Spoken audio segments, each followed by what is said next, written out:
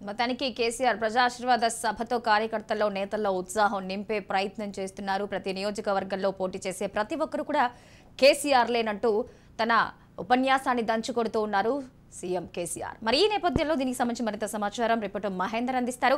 మహేందర్, చెప్పండి, నిన్న మొన్నటి వరకు ఏవైనా సభలు అంటే బహిరంగ సభలు అని మాత్రమే మనం వినేవాళ్ళం, కానీ ఈ నామకరణం కూడా ప్రజా ఆశీర్వాద సభ అంటే ప్రజల్ని ఈ వీళ్ళ హామీలతో ఆశీర్వదిస్తారా, లేకపోతే ప్రజలే వీళ్ళని ఓట్లతో ఆశీర్వదించమని అడుగుతున్నారా?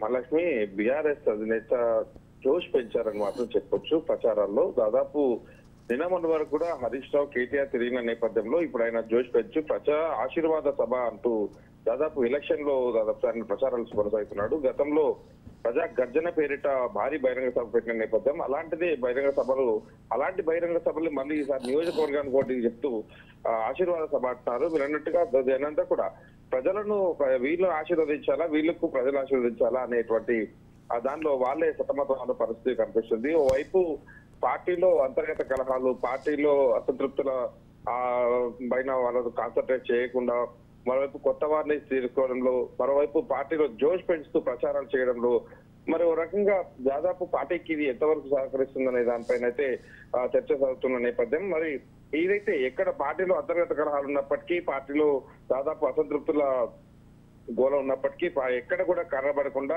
అలాంటి వాతావరణం ఎక్కడ కనబడకుండా బీఆర్ఎస్ బాస్ మొత్తానికి ఆ ప్రచారాల్లో జోష్ పెంచారని చెప్పొచ్చు.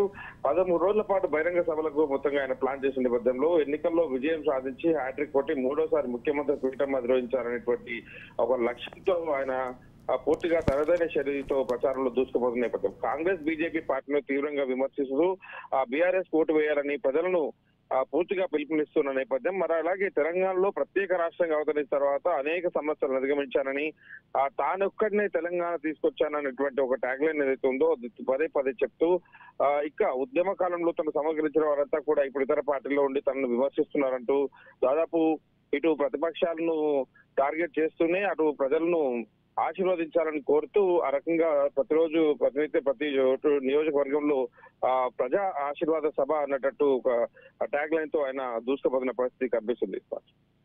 Right Mahender, thank you.